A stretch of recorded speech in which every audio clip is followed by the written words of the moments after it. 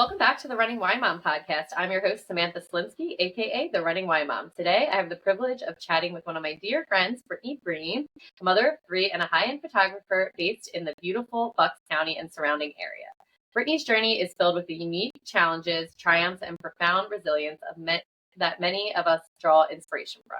In today's episode, we delve into the intricacies of parenthood and marriage, especially Brittany's experience dealing with the emotional complexities of 2 miscarriages and an ectopic pregnancy. But it doesn't end there. We'll rewind to her days working in television, uncover the fascinating transition she made into the world of high-end photography, and join us as we navigate through the highs and lows, the tears and joys, and the ultimate strengths Brittany has discovered on her journey. Without further ado, let's jump right in. Welcome, Brittany. Hi, thanks for having me. So excited that you're here. Yeah. I think I've been planning this since I started my podcast, but I never found the time, but I'm happy I'm here. Yes, I'm good.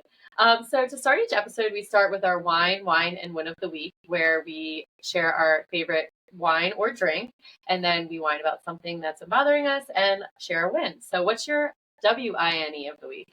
Okay, Diet Coke.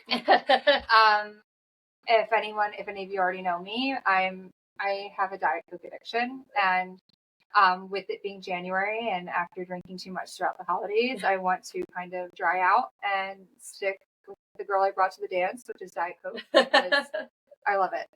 Yes, and I had Becky on last night. We were saying she's doing dry January as well. We were just saying we were doing like damage January. Yeah, like it's dry-ish. Like I have a couple dinners and things that I want to go to, but just like cutting back because I feel like I had a party every week.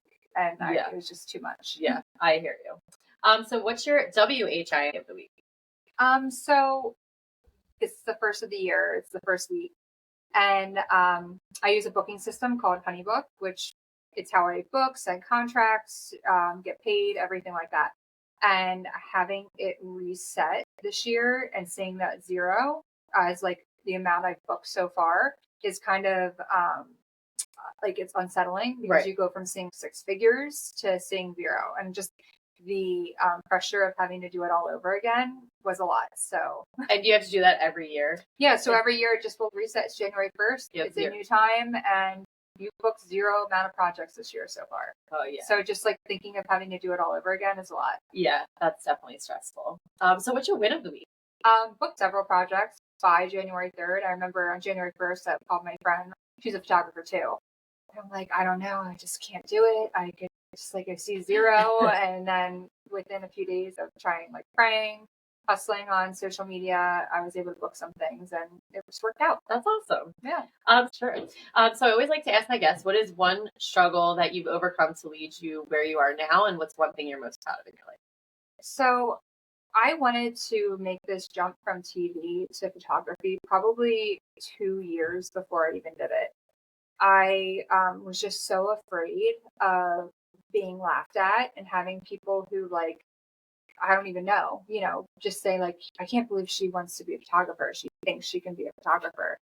And that feeling stopped me from doing it for about 2 years. I didn't want to do it. And I remember one day I don't even know if it was a bad day at work, but I had a day at work. I came home, I was laying in bed, and I just created like the Brittany Breen photography Instagram handle, posted a picture I took of my own kids, and just put it out there. And I think that's so scary, especially, you started a business recently and starting your podcast, like anything where you're putting yourself out there and being vulnerable, it can be, very scary. And it's like, you're putting yourself out there. So, I think that was probably my biggest hurdle in life so far, is just the fear of getting laughed at and having people judge me. Yeah, I totally can relate to that. And as you're saying this, I'm like, wow, and have felt, and I still am feeling that about like with the life coaching, where I'm like, oh my God, people are going to think I'm weird, or like with the podcast, people aren't going to like it.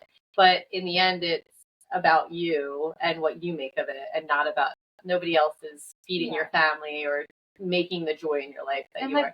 Who's going to laugh at me? Like some person I went to high school with, right, like a Facebook friend, like nobody cares. Right. Like, and also a lot of it, you have to realize that you are the center of your own body and person. So like, it's important to you, but not everybody's thinking about you either. Yeah. And I feel like I say that to like my students a lot. I'm like, to like, get over that fear. It's like, nobody cares that much about you. And it's not in a way to say like nobody cares that much about you, but they're too busy thinking about their own insecurities than they are to worry about yours. Yeah. So that's awesome. So what is the one thing that you're most proud of in your life?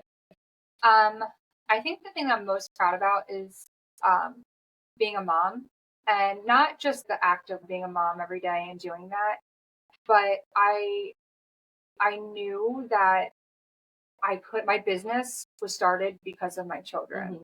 And so it is all tied in with motherhood. I used to take the train at 6 a.m. out of Trenton, and then I wouldn't get home until 8 p.m.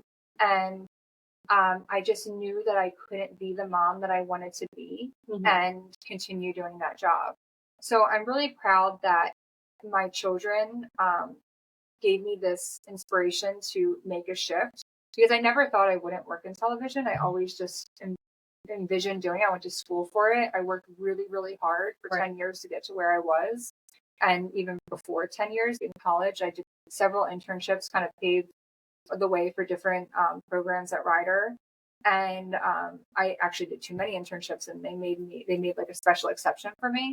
So all of that hard work, and then to just kind of take a moment and think, is this really what I want? It was what I wanted, but right now as a mom in my 30s, it's not really what is making me happy. Right. And that's amazing to recognize that. And again, it's all about the fear.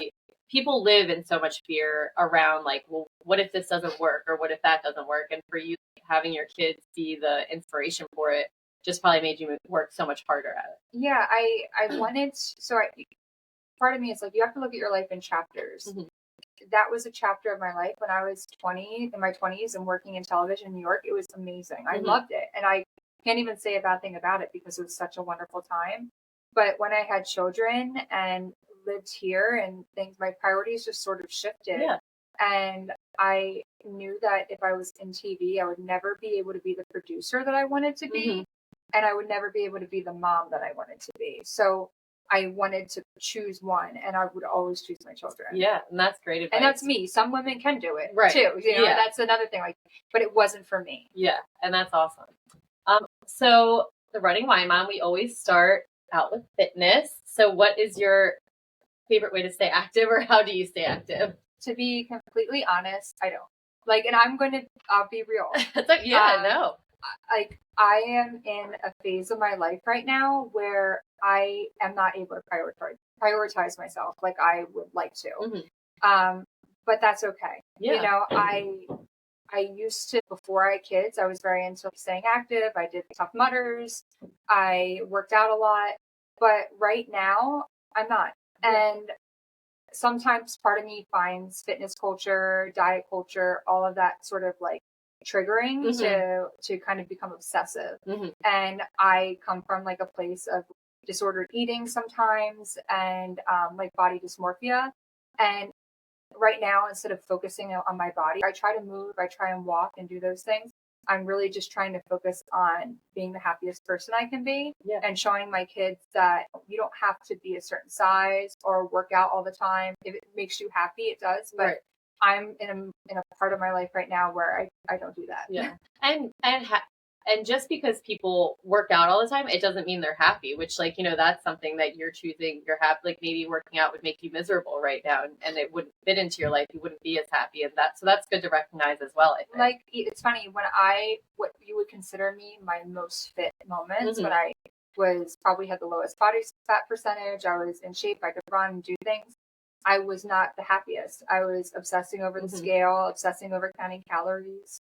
And it was just too much for my mind. Looking back on it, even though people were like, "Oh, she was in good shape and she looked great," I wasn't great inside. Right, and that's calorie counting is something that I will not ever do ever again in my life. I mean, I don't think I ever will, because I remember I would religiously in my fitness pal be like every single thing, put it or like scan it or put it in or whatever, and then if you eat like this every day, you'll be this weight by this time. And it's like, I never hit it. And I never hit it. And I was like, what? And I was going to nutritionists, like, what is in your My Fitness Pal? What is in your, and I'm like, this is what I have. Well, you have to be having, like, are you having anything else? No, I'm having just this. Well, it just doesn't make sense. And I'm like, I know it doesn't make sense, but like, and so I feel that's something for me. I'm like, I will never count calories again in my life. I just eat what I want to eat when I want to eat it. So you talked about the struggles that you have to stay healthy and fit is probably your motherhood, your phase right now, right? Yeah, I've gone through a lot of trauma with previous pregnancies and losses.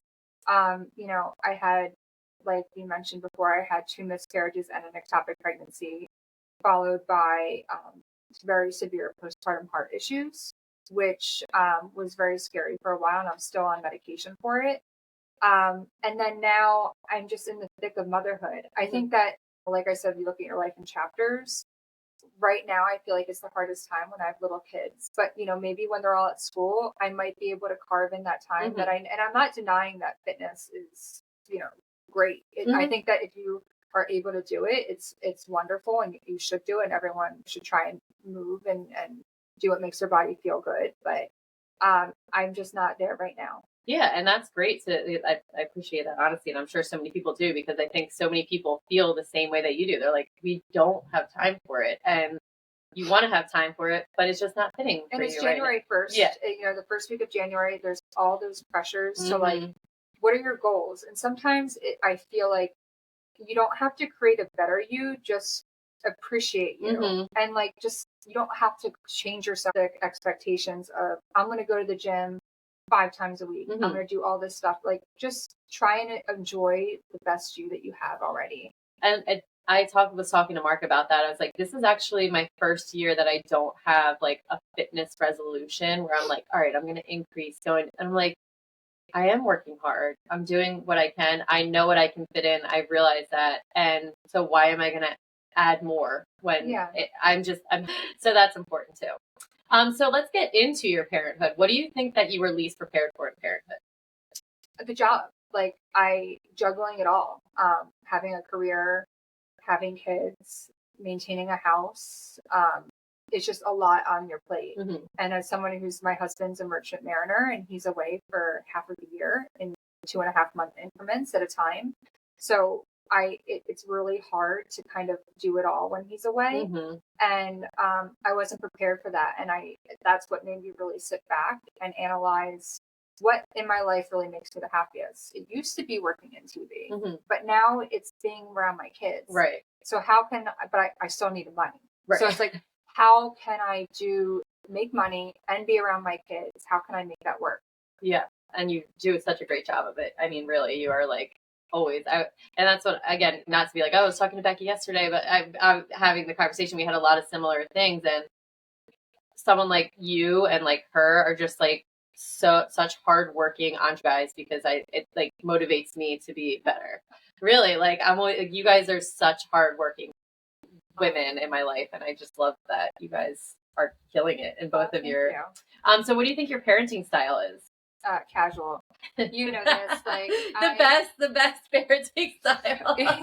Like a combination of casual mixed with like 1960s, like yelling at them. But like, no, I never was one of those people who put their kids on a schedule. Right. And I'm not knocking anybody who does, but it's just not for my lifestyle. My life changed. I'm very ADHD, kind of all over the place creative, and no day really looks the same for me. And I don't want, like, my child, I don't want to have to be tied down to a schedule and not have freedom. It works for some people and it's great, but it's just not for me. We have different days every day and we just roll with it. I'm very casual. I do a lot with my kids. I take them out. We go to restaurants. I've always been somebody who wants to just do things. I'm not afraid to do things alone with my kids. Yeah. So. And again, that's something that you definitely motivate me for, and I look to, because we became friends right around the time that it was like right after I had Tom. Yeah. And I think we had followed each other on social media, and I was like, oh my God, she's like out at these like nice restaurants with kids. Like, I want to do this is what I've always wanted in motherhood, but like people make you feel like you can't.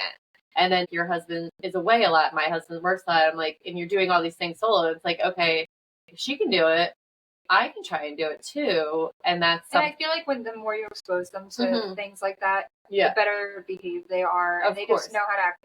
When people are like, what are your hobbies? I love going out to eat. I love going to new restaurants and trying good foods. And, we also have other hobbies, but that's something I did not want to have to give up when I had kids. Right. And so I've just always taken them along for it. Yeah, and they do so much with them. They're so lucky. What's one a piece of advice that you would give other parents? I think just to roll with it. You're not going to have a clean house, do great at work, have all these things going perfect for you, like at all the same time. Like if one thing's doing really well, other things are lacking. And just like roll with it, enjoy the day to day, and don't get caught up in like what you're not doing or worrying about tomorrow. Appreciate the day you're in, and I'm somebody now who I'm exiting the baby phase entirely. And, it's just like hold on to those moments. And I know they can seem stressful, but, just enjoy the good parts. Yeah, that's great advice. So let's get a little bit deeper into your life as a mother of three. As a mother of three and the wife of a merchant mariner, your life is undoubtedly filled with unique challenges and joys. So let's dive into these experiences in parenthood and marriage. So first of all, how do you navigate the demands of parenthood when Michael is away? So if you want to talk a little bit about how he's away for a few months at a time. So my husband's a merchant mariner, merchant marine, merchant sailor. He works on container ships that are transporting goods. So it's not a military thing, but in times of war, the government can activate the merchant marine to transport people, supplies, things like that. But in the day-to-day, they're doing everything from some military products and like vehicles to, fruit, medicine, iPhone parts. Like who even knows what's in those containers? Right. So when you see a container ship, there's just tons of stuff in there. People buy them and send their stuff across the country or across the world. So that's what he does. So he works on a ship in 2.5 month increments. So he leaves for 2.5 months and then he's completely home for 2.5 months. So when I'm talking about my life, I really have sort of two lives. And I try and focus on the positives and of both and realize that they both do have positives, even when he's away. And it is harder for me. That time of my life is beautiful too. Yeah. So when he's away, yes, all of the responsibilities fall on me to kind of get it all done. But I also I'm forced to, not forced, but like when he's home, I don't really see my friends as frequently. But when he's away, I see my friends more. I hang out with my parents almost every day. And that's been such a wonderful thing for my kids too. So I try and focus on those moments in the thick of it to appreciate it. And then when he's home, it's nice because he's home, he's off. So he's a full-time dad and I get to kind of focus on my business and myself. So I just always try and look at the glasses half full and plan trips when he's home and try and look forward to things. Yeah. And obviously Mark's schedule is not as crazy as his, but I can definitely relate in the sense of I actually enjoy that Mark's schedule is kind of crazy and different rather than the 9 to 5, because just like you do fit in the time for your friends. I feel like more or easier because you don't feel like you're leaving your significant other or whatever. So I can definitely relate to that. Yeah. So how do you maintain a strong connection with Michael during times when he's away for like a long time? So I met Michael in 2012 and since then, technology has really changed on the ship. So you think 2012, like that's not even that long ago. There were iPhones and the internet on phones, but shipping was still kind of backwards. So for the first couple years, the only way we could communicate was via email. And sometimes like it wasn't even working. Yeah. So there would be times where he could call me when he was in port, but there might be like a period of 10 days where he's not even in port.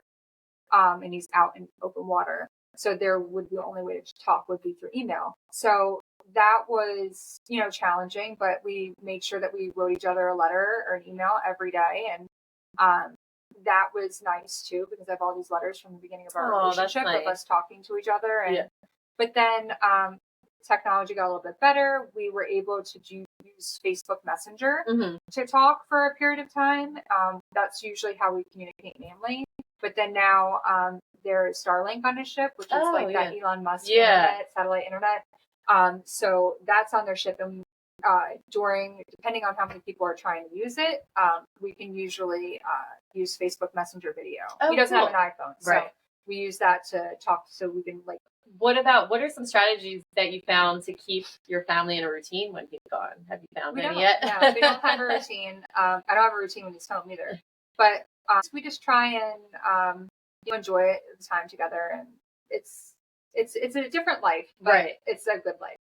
And how do you find self-care to maintain a sense of balance while handling the responsibilities? I don't really have self-care. Right now, my idea of self-care is when all my 3 kids are in school and I can just lay in bed and watch an entire series and edit. That is self-care for me.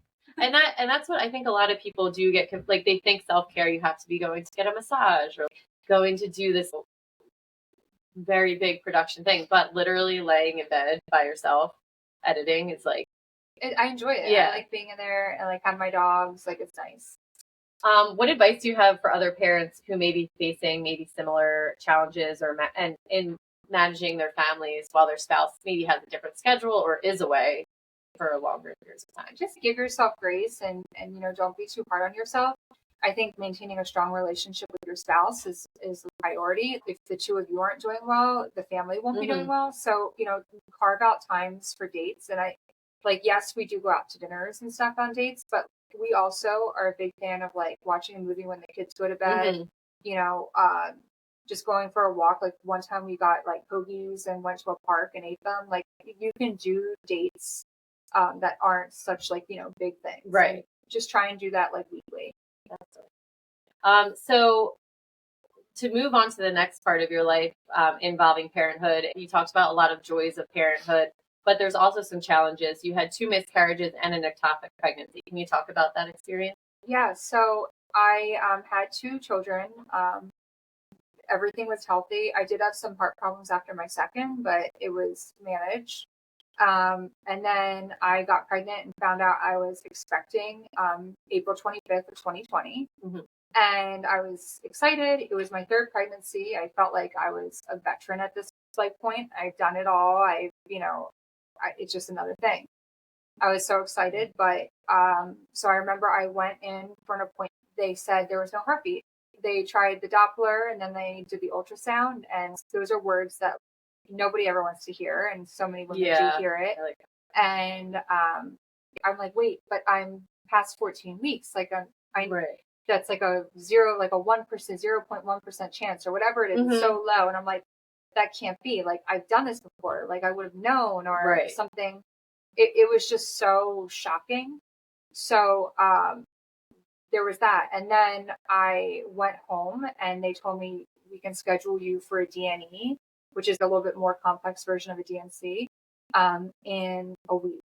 And I'm like, I can't be doing this. It's traumatic enough, going through this.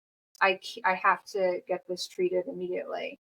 And there's one doctor who I called and he was willing to stay late. And it was everyone in the hospital was gone. This is at University of Pennsylvania, and stayed late, and he performed the D&E. And it was just, the whole experience was so shocking, especially the first 48 hours, because everything happened so fast.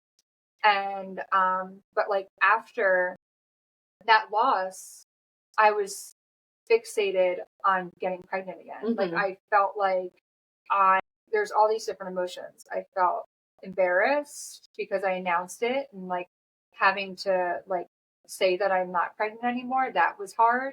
I felt sad and disappointed because not only are you just mourning a pregnancy loss, you're mourning a life that you envisioned for the past 20 weeks. Yeah. I thought all these things, and I'm going to be giving birth at this time. And, to have all of that kind of just taken away immediately is just shocking. So I had the D&E, and if they told me I could have gone home that night and tried to get pregnant again, I would have. I know it's gross, but I would have been that's your brain is fixated on it. And then to have all those hormones kind of and crash immediately, but then not having a baby even, it was shocking. So, but I was fixated on getting pregnant. So that happened November 19th, and then November 20th was the D&E.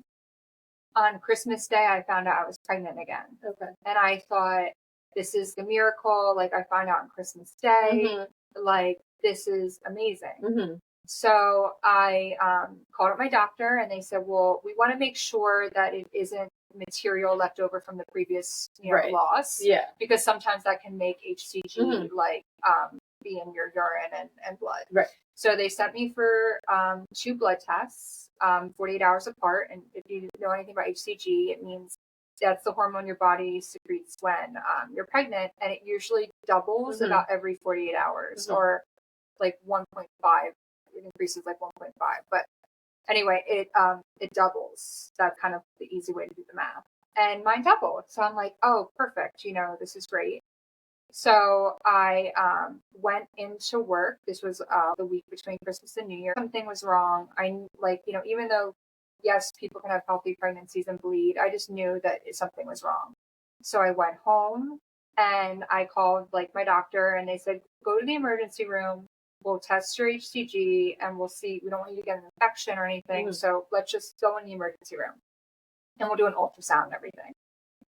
The pregnancy was still too small to see with the ultrasound, but my HCG stopped rising. Okay. And that's usually a sign of abnormal pregnancy. So I knew that something wasn't right. They said, it's probably a miscarriage, just give yourself time, heal. But we'll send you for more blood tests just to make sure that it isn't ectopic. So the next blood test I did, it rose again. And then it dropped in the following one. So they knew usually with ectopic pregnancies, the HCG rises and drops, rises and drops. So it's not even like a lot of miscarriages rise, just drop. Yeah. When it's because the pregnancy is still sort of growing, but it's growing abnormally. Right. So at that point, we knew it might be ectopic. So the way they figured that out was I had to go. It was a outpatient procedure. I wasn't sedated. I was totally awake, no pain relief. It's almost like an awake version of a DNC, where I was awake and they stuck rods in my cervix and empty your uterus. Oh my God. So, and then they test everything in there, and then to see if there's any products of conception. And then the following day they said, go for a blood test because it should drop. And then mine didn't drop, mine rose. So at that point, they realized that the pregnancy was elsewhere. So then it became a game and trying to find it. Oh, so they didn't depending on where it is. Ectopic pregnancies, most people think of them as in your tube, but they can be anywhere. They can be in your abdomen. They can be in your cervix. They can be in your C-section scar. That's another really place that they go, and all of them have their own complications and risks. So the only way to find it is with an ultrasound. So I went through for ultrasounds almost every day trying to find it. And then eventually they said, we found it. It was in a complex place which is where your uterus and fallopian tube meet, which is sort of like a denser part. And that comes with its own complications. So the way they initially try and treat it is with something called methotrexate, which is a chemotherapy drug. Okay. And I went for an injection of that. And then I went for another injection of that. And then it came back that it failed. The pregnancy was still growing. So at that point, I was like, I just want to get the surgery. I had this fear. This is weeks now going on. Yeah, that's a long time. Now we're at the middle or end of January. Okay. And I'm afraid I'm going to rupture. Right. And then it's not really dying. I was afraid of it. I'm like, I'll be able to get the surgery, whatever. Right. But I was afraid of the pain. I wouldn't have to experience that. So I opted for the surgery. And I remember that day I just felt really terrible. I was just so shocked from all of the months that led up to this. And I couldn't believe this was happening to me. I had a 1% chance of a loss in the second trimester, followed by a 1% chance of an ectopic pregnancy. I couldn't believe how unlucky I was. But I went in for the surgery. I remember I was terrified because there was a risk that they wouldn't be able to do it laparoscopically because of its place, and that they would have to do a full incision and open me up entirely and do a resection of my uterus. And I just was so afraid. And there was also a risk of hysterectomy. So I was just so terrified. I was crying going back. and the nurse like hugged me, and then I had the surgery, and I woke up, and the first thing I said was, "Did you have to cut me open?" Right. And they said, "No, we were able to get it."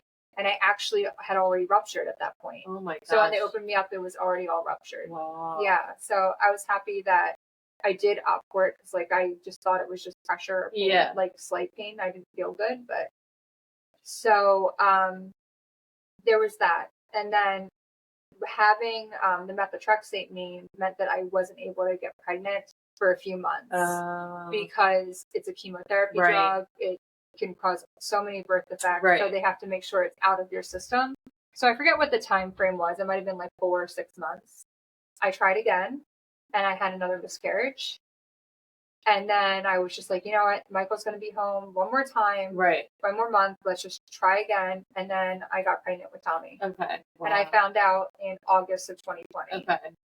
Yeah. Wow. So that's like the whole timeline of everything. Yeah. Oh my gosh, that's crazy. And not only wanting to get pregnant, but also with Michael's schedule, trying to work it around that is probably super stressful too. Like I was always somebody who conceived very easily, and I was able to get pregnant. It was just, but I've seen other women whose husbands, because a lot of merchant mariners they work on oil rigs too, and they have 2 weeks on, 2 weeks off, and they can never line up with with ovulation and everything. Oh my God. So I see in merchant marine wives Facebook groups I'm in how, like just struggling to get pregnant, you always have to plan everything. And also I had to think, I don't have to just plan to get pregnant. I have to plan it so that I give birth when he's home. Yeah. Oh my gosh. And was he home for all of your births? He was home. He almost missed Rachel's. So, okay. Oh yeah. Gosh. So your first. Yeah. So obviously dealing with all of that had to be so stressful. What like coping mechanisms did you use to deal with it? So I'm very into social media. So I went on Facebook. There are so many wonderful loss groups that are started by women with losses. Some are affiliated with organizations, and other ones are just started by women who wanted to create a community for people. So joining all of those, I joined, loss groups, second trimester loss groups, and ectopic pregnancy groups, and just like seeing that I wasn't alone was wonderful. And just having a sense of community, but also like some people like really stepped up, and they weren't even friends, if that makes sense. Like suffered a stillbirth, and she, sent me a gift and checked in with me every day and was just so kind. And then even my husband had another man who he knew through the same shipping company. His wife had a stillbirth of twins. And she contacted me. She actually sent me a wind chime to always like to put up to like remember. So when you hear it, you think. Yeah. Like, though it's just funny how so many women who I wasn't even friends with, like, too, like my friend. It's not that my friends didn't do anything, but like people just are so kind. And caring. Yeah. So how about with Michael? How did you heal together and support each other? So everyone grieves differently. And that's something that, I feel like, and a lot of people in the loss community have said, like, my spouse is grieving like this, I'm grieving like that. In my sense, it was almost like an all-encompassing grief. It like dominated everything. I, cried. I didn't want to do anything. I just wanted to sulk and mourn. When my husband was more of a quiet griever, he was obviously upset about it, but he wanted to do things and get out, and like that didn't really jive with what I was feeling. So it didn't. It's not to say that he was grieving less, but he was grieving differently, and that can kind of be hard when you're going through it. And then I felt also a little bit more because it was my body that had to go through all of these invasive procedures, and I was the one with the hormones, that dropped every time. And I felt like a failure in my own body. So it was personalized for me. And in the moment I thought like, well, he doesn't have it as hard as me too. Right. So you know what I mean? Like, even though he did, it was just different. It's just different. So I think that it's important just to like understand that everyone grieves differently, and to just understand that. Yeah. So amidst the grief, how did you find your hope and strength to continue with your journey towards parenthood? Are there any specific moments that helped you to move forward? Well, I think that having the methotrexate forced me to not think about it for Right. several months. I was still really sad, and I still wanted a baby desperately. But I also felt guilt because I also had 2 kids. Right. So that's like a whole thing in the lost community as well. When there's secondary infertility, and I felt like, well, why am I so upset? I not only had 2 kids, I had a boy and a girl. Right. I had everything something like that everybody wants, but I still wanted that 3rd kid. So I felt guilty as well. But I think what really helped me heal, in all honesty, was having Tommy. And it's a shame. I feel bad saying that because that's not the ending for everyone's story. A lot of people never get that rainbow baby.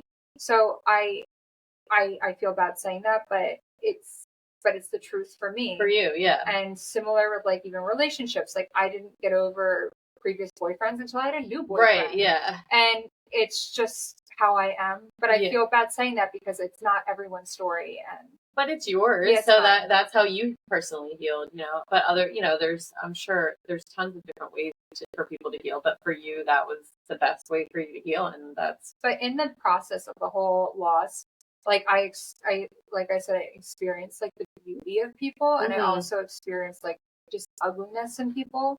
I remember after I announced it on Facebook, I had a client who I was not even friendly with, really, who had a baby due at the same time, and was texting me and asking me about my symptoms and wanting to know what I thought might have been a warning sign of the miscarriage. And it just like, to me, it just like felt like really ugly. Right.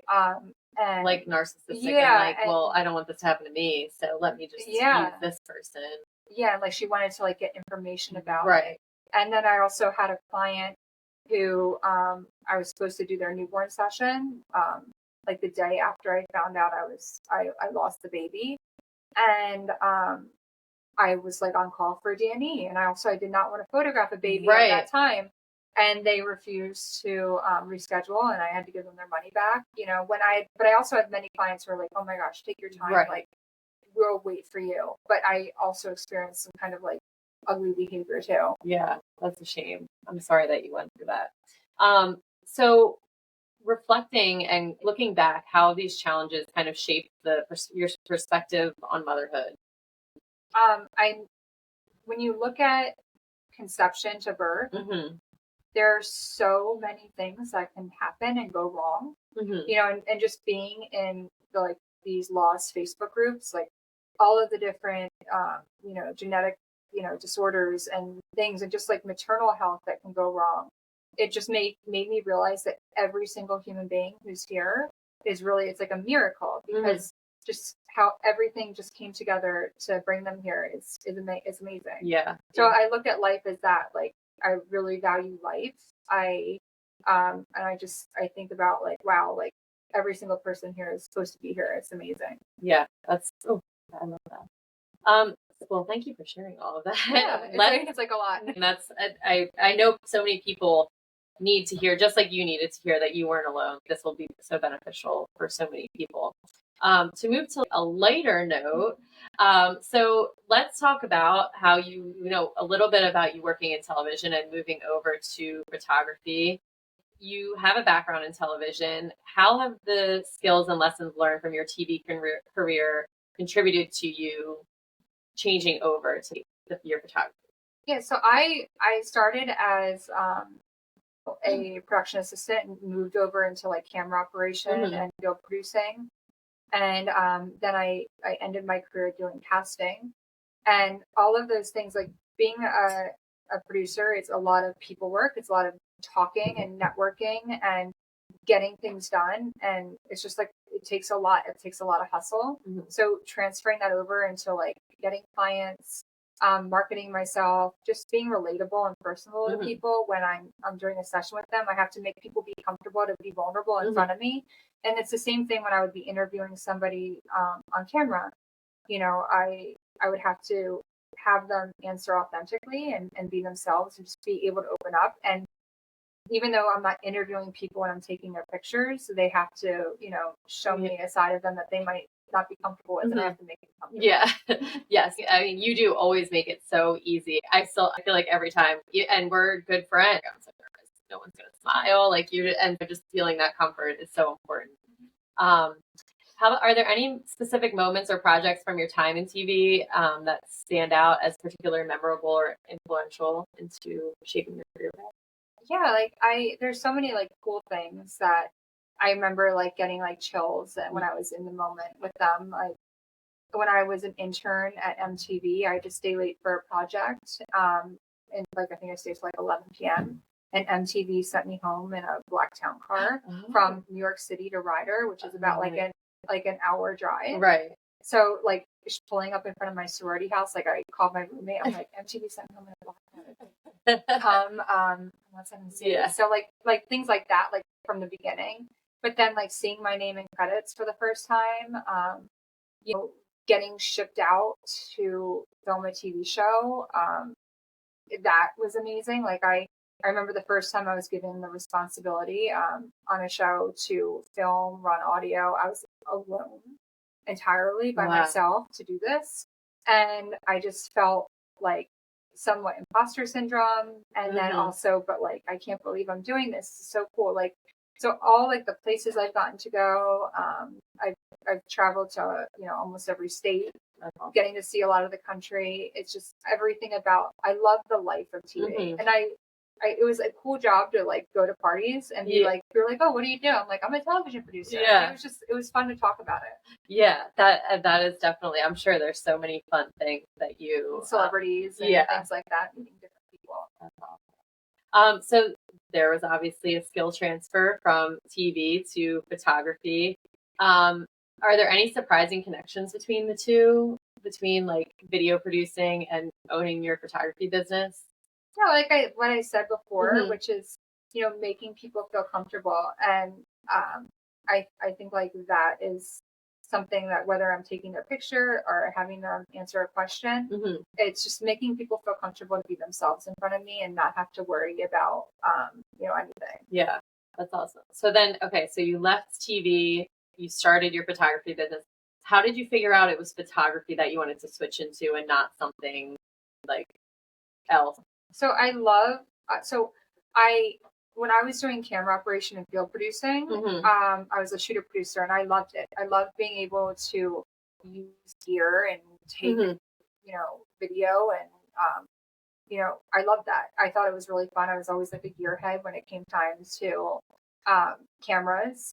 And after I had my second child, Mikey, we had a newborn photographer come and she was amazing. And I was watching her and I'm like, I think I could do this too. And it wasn't any knock like, oh, I could do that. It was like, no, she was really, really talented and amazing, but I think I could try it. Right. So that was when I had Mikey and that was like December of 2017. And I didn't make my Instagram until like the end of 2018. Okay. So it took about a year for me to actually do it, but I was like, I think I could do it. And I, went home and I sat down one night after work and I was like, let me see, like, if I charge this much and I do this many shoots, like how much could I really make?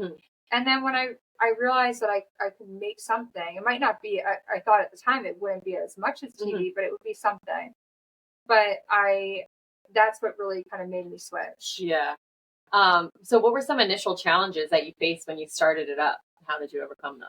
So I'm very goal oriented, and I thought like, look, first off, I'm not leaving my full-time job until I know that this is something that can work. Yeah. And I think that when people start small businesses, they should always think of that. Like, yes, it's very brave and amazing to like leave your job and start something, but make sure you can.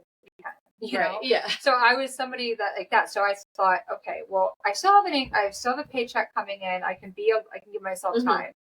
So I said, when I started in August, I said, okay, well, my goal is to have my first paying client approach me within a year. And I feel like that's realistic. Like I could probably do that. And that happened within a month. That's awesome. So I think, my first year I made like, some extra money for Christmas and everything. And I'm like, all right, well, let me see if I can take this seriously. And each year it just grew and grew.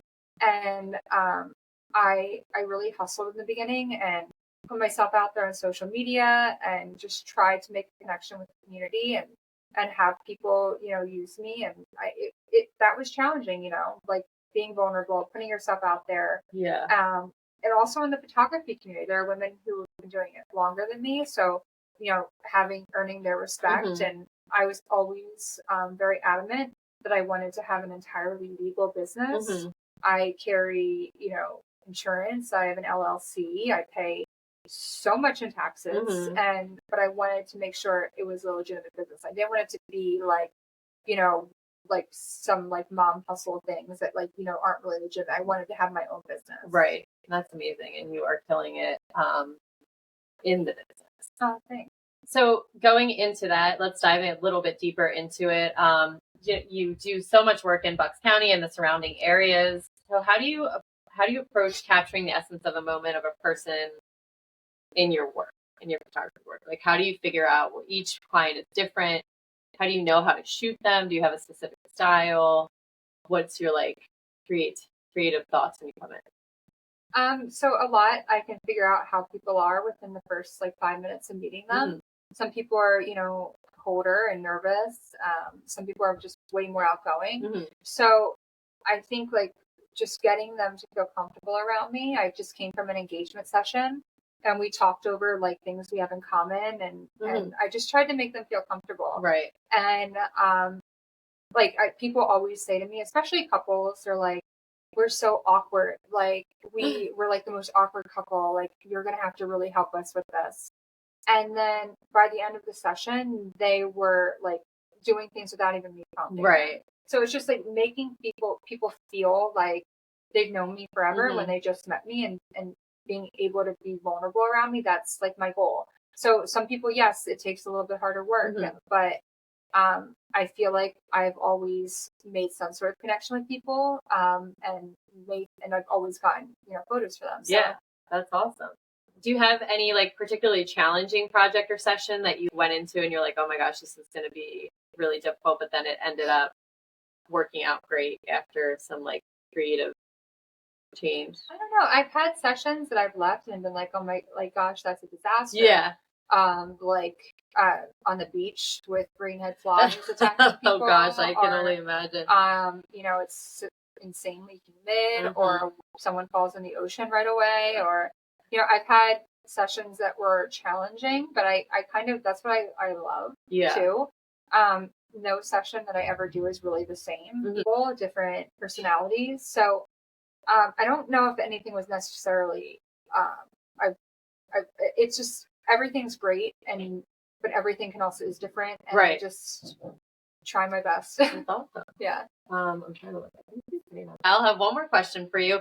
What advice would you give someone who is on the fence about they're stuck in their career, they don't know what to do, and similar to what you did, you kind of just jumped into it, but you made the switch in a great way. What advice would you have for them? Just do it. Just start. That's the biggest hurdle, is just starting.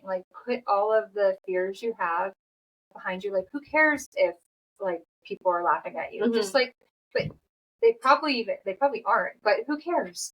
Just do it. And that is what held me back from doing it.